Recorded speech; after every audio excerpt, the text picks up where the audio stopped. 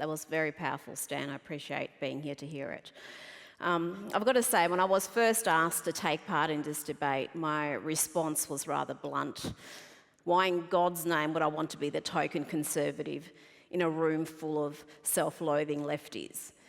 Yet, here I am, talking about whether racism is destroying the Australian dream, a topic that I find utterly absurd. I've often wondered why so many in this country, a country that is so wonderfully cohesive and inclusive in 2015, are desperate to paint it as some racist backwater. Where else but in Australia and New Zealand will you find greater harmony among different races and religions? By any sensible measure, we are a truly tolerant country.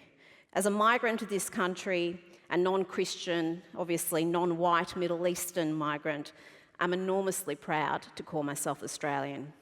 Have I faced racism? Yes, I have, on the rare occasion.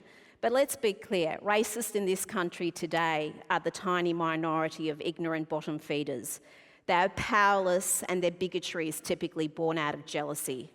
They're the types who blame migrants for taking their jobs and their opportunities instead of getting off their lazy asses and working. It's not state-sanctioned racism. It is not condoned by the majority. Indeed, it is reviled by the majority. We do have random, isolated incidents that are blown up and endlessly examined. You can have one drunk bogan yelling some obscenity on a train, and it ends up on YouTube and ends up on the news, and then you have dozens of tortured field pieces written about it, and we end up having televised debates about it. We even have campaigns for racism that never even occurred, like the harebrained "I'll ride with you" hashtag that was trending while innocent people were still being kept hostage at the Lindt Cafe in Sydney. The I'll ride with you phenomenon was synonymous with the type of self-congratulatory moral posturing we've come to expect from social media, the lazy clicktivism of the jerk circle who think they're saving the world by one hashtag at a time. Now we have a term called Islamophobia, used to silence debate. I think Christopher Hitchens said it best when he described Islamophobia as a word created by fascists and used by cowards to manipulate morons. Labelling people racist has become a favourite pastime among some, so much so that it's beginning to lose all meaning.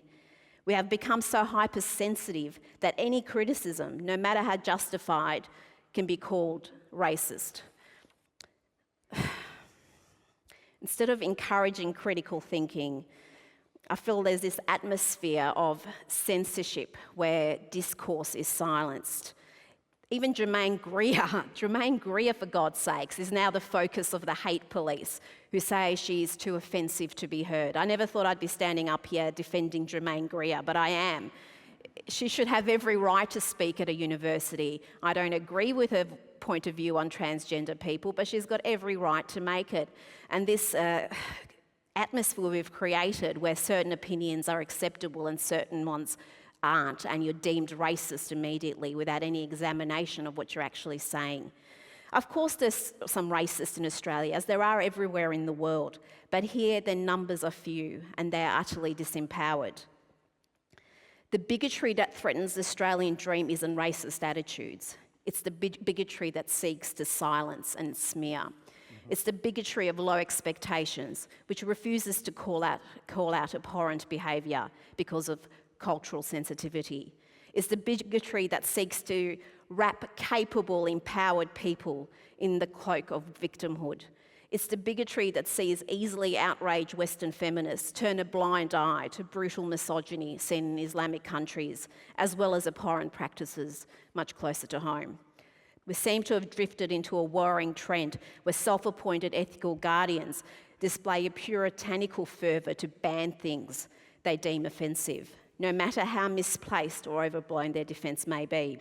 This renewed zeal for imposing one's viewpoints by stealth is not something to be celebrated. There's no virtue in being easily offended.